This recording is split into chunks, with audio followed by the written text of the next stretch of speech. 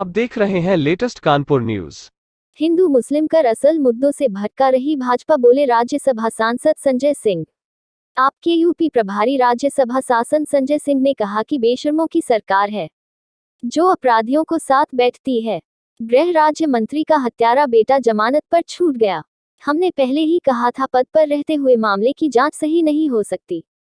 किसान supreme court का दरवाजा खटखटाएंगे। उन्होंने अजय मिश्रा के बेटे आशीष की जमानत पर कहा, सारी जांच एजेंसियां उनके अधीन आती हैं। जांच को प्रभावित करके जमानत ले ली गई है। भारतीय जनता पार्टी गुंडों की पार्टी है। संजय सिंह ने आज शहर की 6 विधानसभा में घूमकर खुद सभी प्रत्याशियों के समर्थन में चुनाव प्रचार किया। शहर की घनी आबादी के बीच में होते हुए लोगों से आम आदमी पार्टी को वोट देने की अपील की। खुद माइक पकड़कर उन्होंने प्रत्याशियों के समर्थन में वोट मांगने शुरुआत की। विधानसभा बदलने के साथ ही उनकी गाड़ी में बैठे प्रत्याशी बदलते गए और वह वोट मांगते रहे। हिंदू मुस्लिम कर मुद्दों से भटका रही है भाजपा। 2022 विधानसभा चुनाव के दौरान आम आदमी पार्टी के प्रचार में आए सांसद और उत्तर प्रदेश प्रभारी संजय सिंह ने माल रोड स्थित एक होटल में प्रवास के दौरान मीडिया से बातचीत की। उन्होंने उत्तर प्रदेश में हुए अपराधों का जिक्र करते हुए भारतीय जनता पार्टी को भारतीय झगड़ा पार्टी करार दिया। उन्होंने कहा कि बीते 5 सालों में उत्तर प्रदेश सरकार से आजजाई जनता भाजपा की नीतियों को समझ चुकी है। संजय सिंह ने कहा, भारतीय जनता पार्टी मुद्दा विहीन है। वही पुराना रिकॉर्ड हर चुनाव में बजाते हैं। वही घिसा पिटा बयान, पाकिस्तान, जिन्ना, हिंदू, मुसलमान। भारतीय जनता पार्टी न बिजली पर बात करती है और न पानी पर बात करती है, न स्वास्थ्य बात करती है और न शिक्षा पर बात करती है। हिजाब पर बोले सभी को धार्मिक आजादी है।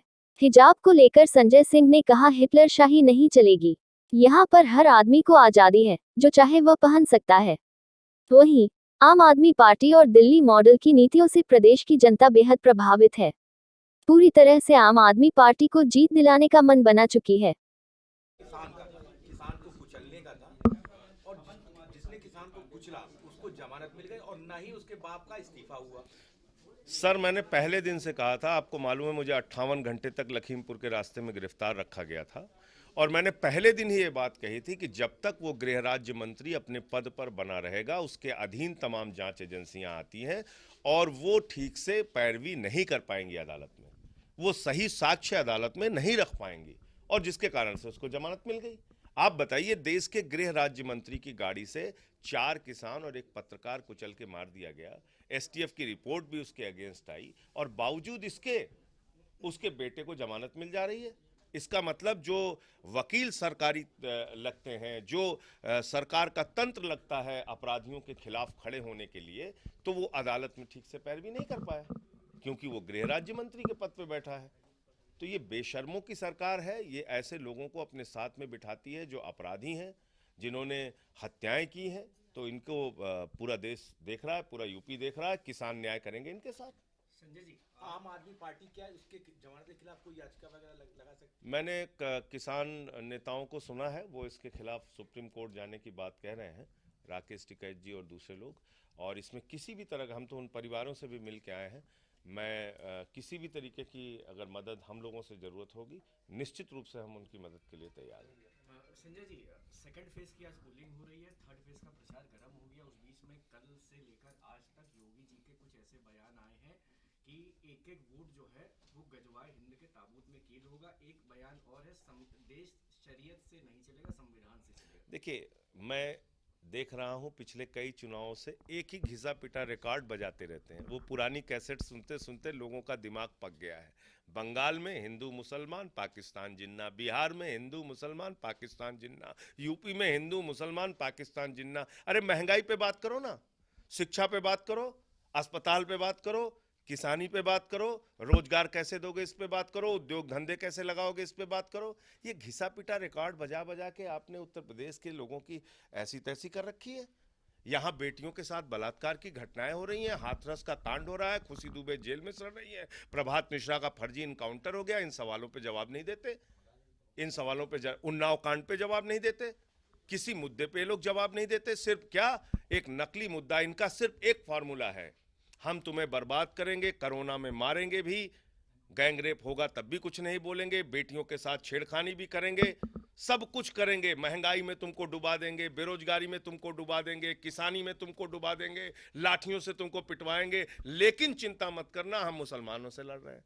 इससे क्या तरक्की होगी उत्तर प्रदेश की? क्या उत्तर प्रदेश का विकास इससे होगा क्या?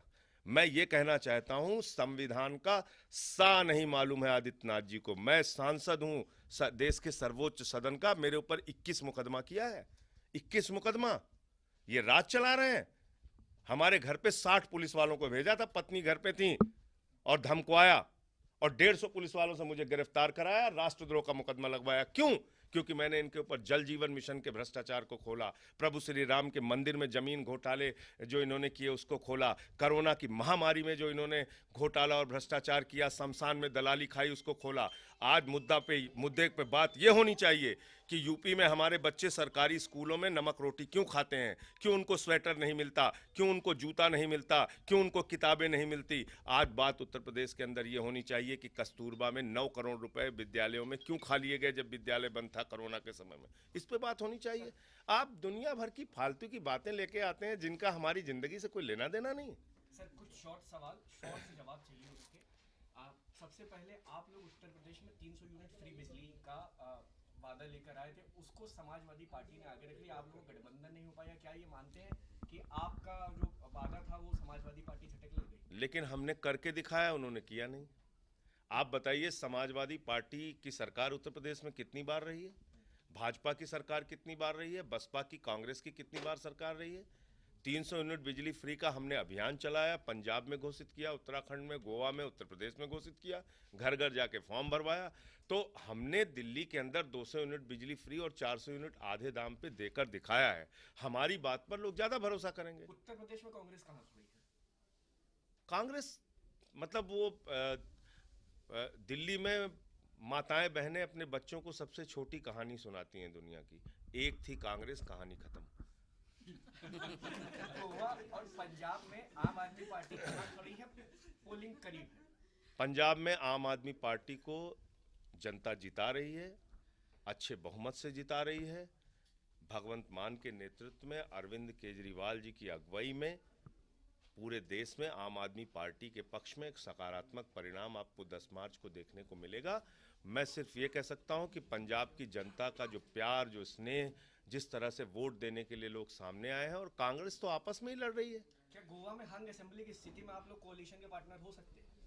ये ख्याली बातें हैं, आप 10 मार्च तक इंतजार कीजिए। सर हिजाब को लेकर क्या है, लगातार जो तूल पकड़ रहा है, और कल ओवैसी ने भी अपना बयान दिया है। मैंने साफ तौर पे कहा है, फिर दोहरा दे रहा हूं, हमारे आपके 1000 मतभेद हो सकते हैं, लेकिन बेटी की इज्जत होती है। वो हिंदू की हो, मुसलमान की हो, सिख की हो, ईसाई की हो, या मेरे दुश्मन की बेटी हो, अगर उसके साथ कोई छेड़खानी करेगा, अपना जीवन देके भी उसकी इज्जत की रक्षा करूंगा। ये भारतीय संस्कृति है, ये हमारा धर्म है।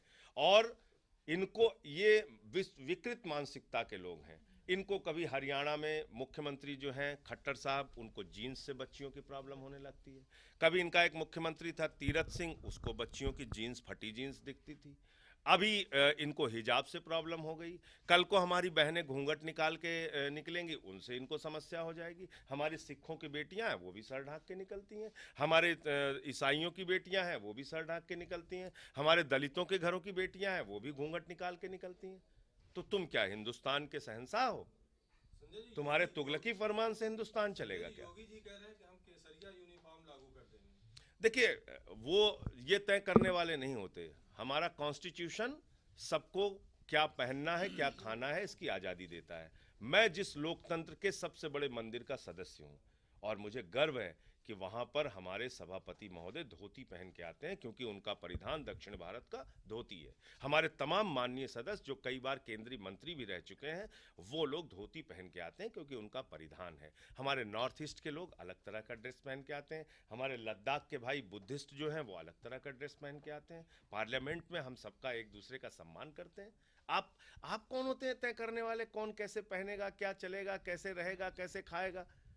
आप इस देश के दादा हो गए हैं, गुंडागर्दी करेंगे आप इस देश के अंदर? ऐसे देश नहीं चलेगा। पुलवामा अटैक को आज 3 साल हो गए हैं, हमारे कई जवान शहीद भी हुए थे। अब उस पर राहुल गांधी के बाद जो तेलंगाना के सीएम है, उनका कहना है कि हमें सर्जिकल स्ट्राइक का सबूत चाहिए आर्मी से। तो किस तरह का बयान ये मानते हैं? नहीं, मुझे लगता है कि हमारे देश के जवानों ने बहुत मजबूती के साथ हमेशा देश की रक्षा के लिए अपना जीवन दे के देश की सीमाओं की सुरक्षा की है। उन पर किसी प्रकार के सबूत मांगने या सवाल उठाने का कोई कारण नहीं बनता। सब्सक्राइब करें हमारे लेटेस्ट कानपुर न्यूज़ चैनल को और बेल आइकन दबाना ना भूलें।